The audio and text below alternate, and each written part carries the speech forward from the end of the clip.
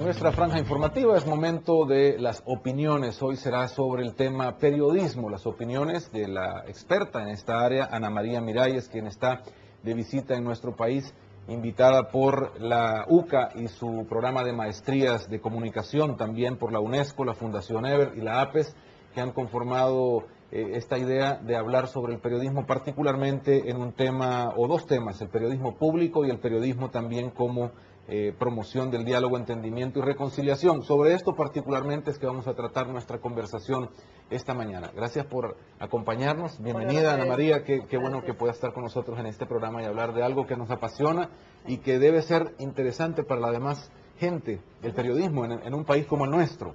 Claro, yo creo que hoy la invitación es para toda la ciudadanía que debatamos la calidad del periodismo que tenemos. Yo llevo 10 años haciendo trabajo con participación ciudadana y lo que he encontrado es que hoy el ciudadano es mucho más hábil para juzgar el trabajo de los medios, incluso por este tema de que ahora se hace periodismo en internet, por los blogs, por los mensajes de texto de celular. Se advierte una mayor conexión de los ciudadanos con el trabajo periodístico, una mayor cercanía y por lo tanto también se ha desarrollado una mayor capacidad crítica por parte de ellos y que esperan de los periodistas. Ahora, los medios o el periodismo en América Latina está sufriendo transformaciones de todo tipo. ¿Cómo deberíamos entender eso? ¿Hacia dónde es que debería ir este periodismo? ¿O cómo es que desde el periodismo se construye en esa relación con la ciudadanía cosas como el diálogo, el entendimiento, la reconciliación? Bueno, yo tengo, digamos, una reflexión acerca de esa pregunta. Usualmente sale ese tema, periodismo para la paz, periodismo para la reconciliación. Yo siempre he sostenido desde hace muchos años que con un buen periodismo, con un buen trabajo de reportería, con un trabajo concebido en términos pluralísticos, y ahí está, digamos, el corazón de mi respuesta. Creo que con un trabajo suficientemente pluralístico realmente tenemos una ciudadanía mejor informada, la expresión de diversos sectores, y eso es una forma de canalizar el conflicto políticamente y de no llegar al ejercicio de la violencia. Lo que pasa con los medios de comunicación en general, no estoy hablando ni siquiera de El Salvador, ni de Colombia, Bolivia, Ruanda, por ejemplo, que serían casos interesantes de analizar, no tiene que ver con el contexto, en donde pesa obviamente más una relación de conflicto, pero tiene que ver con el discurso mismo del periodismo. Lo que yo estoy en este momento escribiendo un libro sobre cómo el periodismo nuestro, el periodismo de la democracia liberal, no es suficientemente pluralístico. Es bastante homogéneo en la construcción de sus agendas, en las fuentes a las que acude, genera un efecto, digamos, de una verdad irreal. Ese es otro gran tema, cuál es la verdad en el periodismo, y en todo caso es un ejercicio excluyente de muchísimos sectores que no tienen la posibilidad de construir su discurso y digamos, exponerlo públicamente. Cuando no se puede politizar ese conflicto es muy fácil que se llegue a ciertas formas de violencia.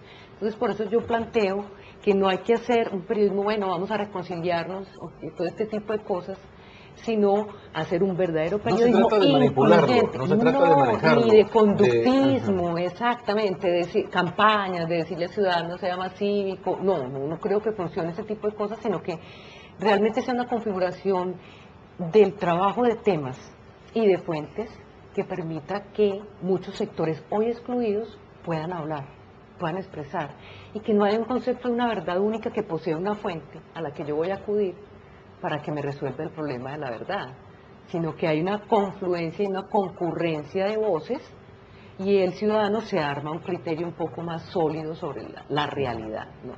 Hablaba de manipulación porque eso al final de cuentas pareciera que es lo que hacemos en los medios en estos países, como el nuestro, donde los medios son parte de otras estructuras y al final no están solamente pensando en el diálogo, el entendimiento, la reconciliación, sino en convertirse en elementos de peso político, de peso económico y cómo desarmar eso. Yo creo realmente que lo que tendríamos que entender es que no hay un periodismo independiente. Independiente de que no existe independencia absoluta. ¿No? Hay criterios profesionales de los periodistas, pero fíjate, esto es un problema. La televisión o los periódicos son empresas. Ya con solo que en un periódico se sustente económicamente más del 50% de la publicidad, ya significa que ese medio no es independiente. O sea, tú puedes encontrar de pronto periodistas con criterio, con cierta independencia, pero de los medios no puede afirmarse eso. Entonces, yo creo que si una sociedad madura tiene que ventilar esos problemas, cuáles son las tendencias de este medio, cuál es la tendencia de este otro, y la configuración pluralística se da en el conjunto de los medios a los cuales el público tiene acceso. Entonces, lo importante es que cada medio ponga sus cartas sobre la mesa, porque ese es que no nos engañen diciéndonos que están siendo objetivos cuando están mirando la realidad desde un cierto ángulo. Entonces, yo creo que una sociedad más madura entiende que cada medio tiene sus apuestas y que el público se sirve de esas apuestas porque puede ver toda esa gama de opiniones. Eso no debería ser, al contrario, exigirle a un medio que no sea tan claro o que no sea tan directo en qué es lo que está defendiendo o qué es lo que está procurando a través de lo que escribe. Lo que yo planteo es que la objetividad no existe y si se sigue sosteniendo es un engaño. El periodismo es una forma de narrar la realidad. Es un relato, puede traducirse en televisión, puede traducirse en radio, puede traducirse en prensa escrita o ahora en internet. Todo relato tiene un punto de vista, o sea ficción, novela o un relato de la actualidad como es el periodismo. Al tener un punto de vista, la objetividad es imposible. Tú te paras en una parte y ves lo que alcanzas a ver desde ese ángulo. Así que esa objetividad no juega porque además el periodista casi nunca está cuando los hechos suceden. Casi nunca está, solamente los hechos programados, una rueda de prensa, una entrevista con un político, eso es un hecho programado. Pero frente a los hechos inesperados, el periodista lo que hace es ir y reconstruir el acontecimiento a partir de los testimonios de otras personas que ven desde su capacidad limitada, ven desde un ángulo determinado. Entonces acaba siendo el periodismo un ejercicio de reconstrucción de la realidad. Eso no tiene nada de objetividad. Nosotros, yo creo que incluso en la academia hemos superado este tema del periodismo como un espejo de la realidad. El periodismo no es un espejo que se pone y que devuelve una imagen de la realidad tal cual sucedió. Ahora, usted me imagino ha seguido un poco lo que ha sucedido en el país, principalmente en el pasado proceso electoral. Alrededor del periodismo, de los medios, ha girado una evaluación negativa en cuanto a que los medios formaron parte de la campaña, extremadamente involucrados en el manejo informativo y de opinión para favorecer a un determinado partido político. ¿Cómo entender eso en esta visión que usted está planteando? Es que ahí hay un sesgo, o sea, en época electoral lo que los medios tienen que hacer es mostrarle a los ciudadanos cuáles son las opciones y cuáles son las propuestas que defienden esas opciones políticas. Negar eso es negar una regla básica del juego democrático.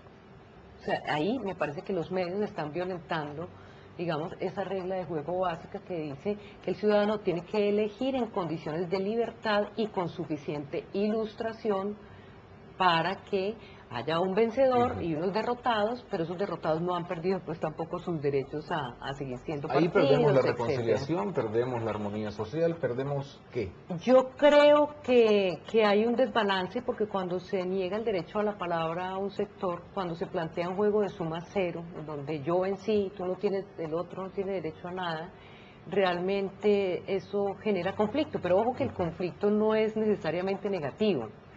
Es negativo cuando no se politiza, cuando no se pone en público y cuando no se vuelve un tema de debate y de discusión pública. Eso es negativo porque puede llevar a buscar otros caminos por los cuales se exprese ese discurso que no se dejó expresar.